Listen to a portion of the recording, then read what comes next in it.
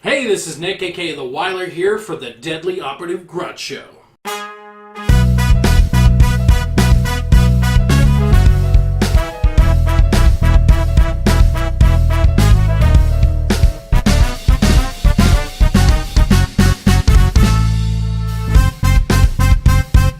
The Deadly Operative Grunt Show! Oh, yeah. Alright, today we're going to have one of our first local highlights, The Reveal, which is a costume shop off of Broadway. We're also going to be talking about Hitman's Bodyguard, Ryan Reynolds' new movie with Sam Jackson, and the remaster of Starcraft. But first, it's time for our post-week news. Let's get pwned.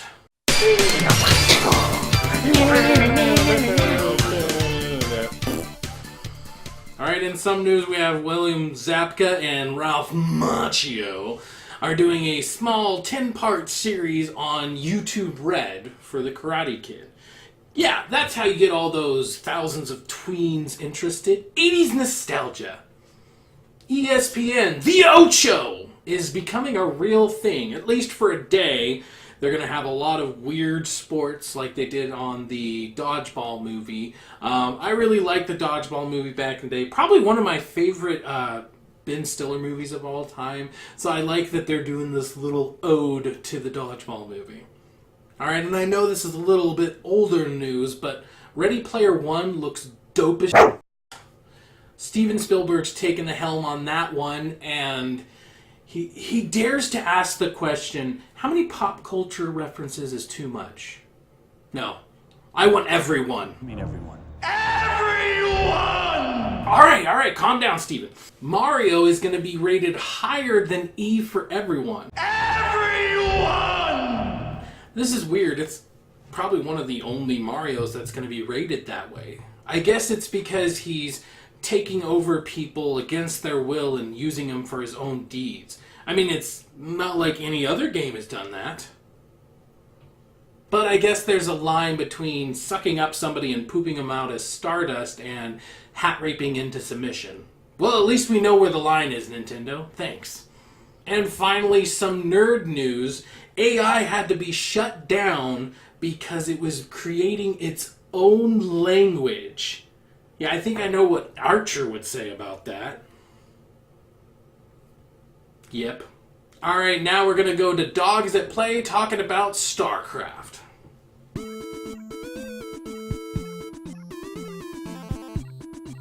Alright, now on Dogs at Play, we're going to be talking about Starcraft Remastered and Sudden Strike. It seems there's a nice resurgence of RTSs. So here to talk with that about today with me is Brian, aka Sergeant Camelbak.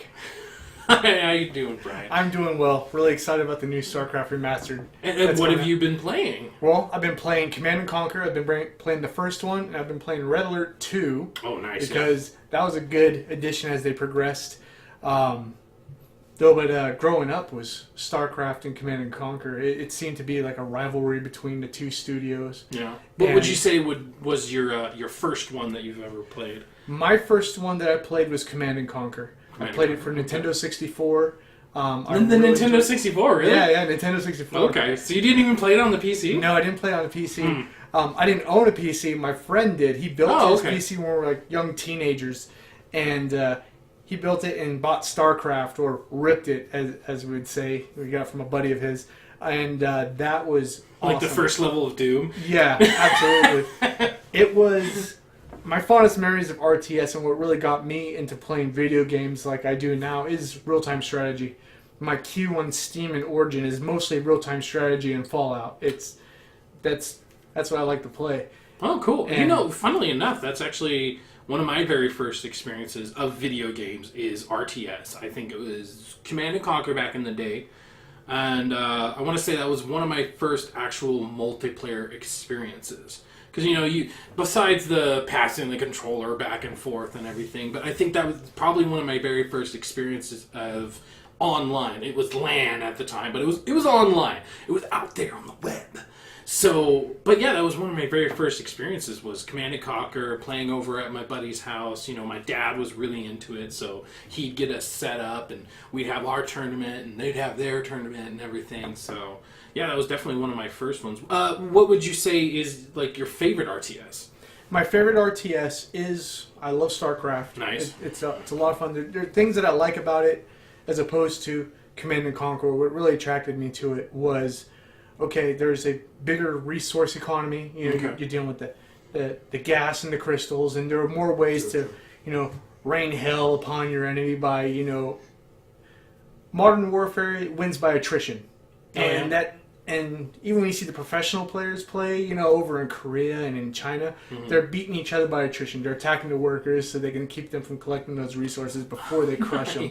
It's really crazy. And that's what I really liked about StarCraft. Yeah. And I think since then, for following RTS games, use that as kind of like, hey, that's a new standard. We need to be able to establish that. You're either capturing territory to establish a resource economy, or you're using multiples and use the war of attrition in order to take control of your enemy.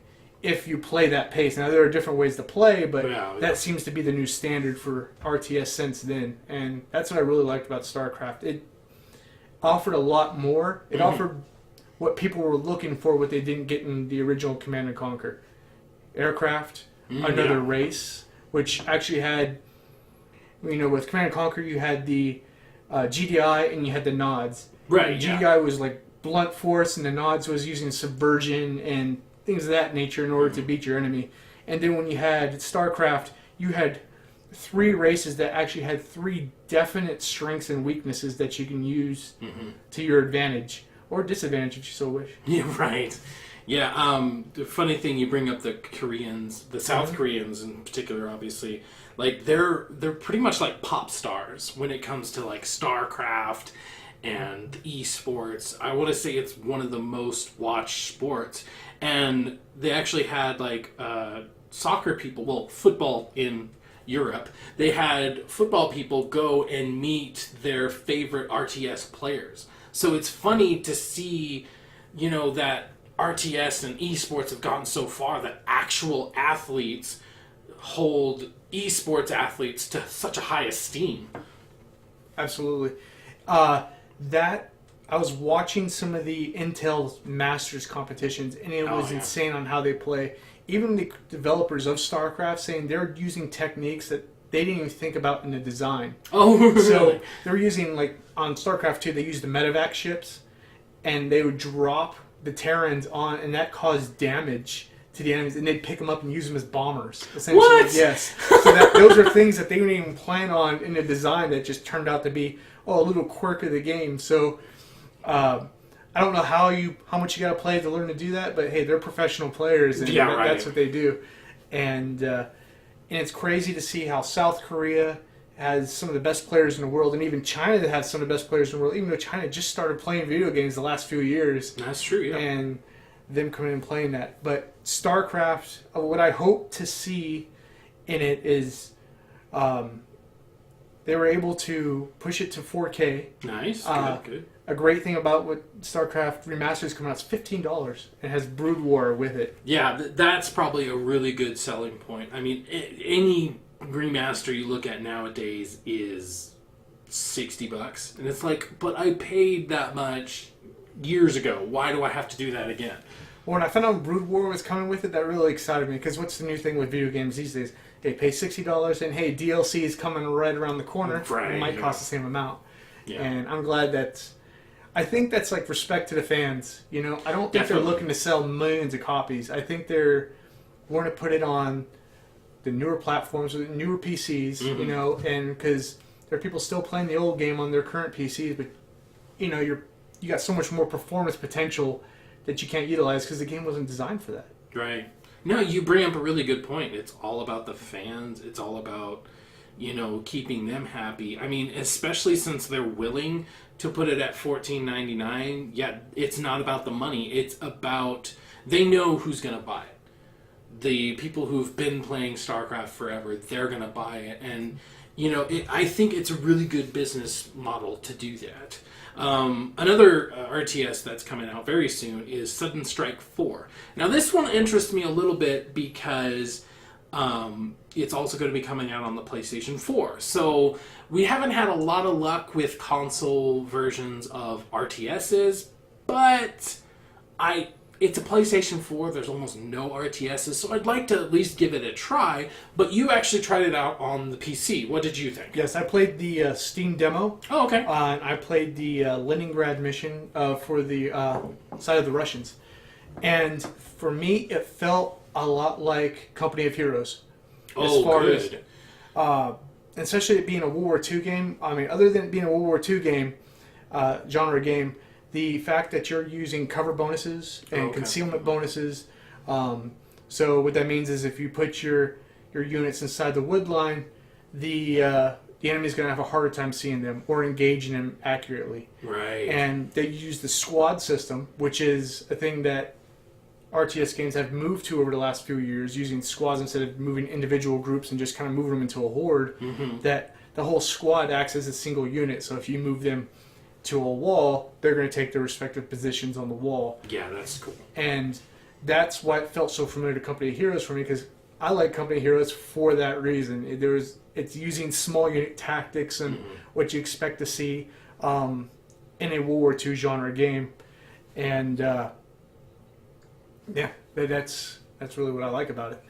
Yeah, I like that you bring up Company of Heroes. That's definitely one I played before I stopped playing PCs altogether, which I played PCs back in the day when I lived with my dad, or I still live with my dad. That was one of the last games I played was Company of Heroes, and I really liked it. I want to say it was kind of like Dawn of War, which was an old 40K game, but it took the squad a little bit further, like you said, with the covering system. But another reason is I love World War II games. Absolutely love World War II games. And I just like the era itself. Like, back in the day when I was in, history class, that's the time of the year I actually paid attention. We seem to go it over, once a year, but that's the time of the year that I actually paid attention. I got a little bit better grades, and it was just because it was just such an interesting era and time. I think it's a good time to be bringing those games back. Yeah, definitely.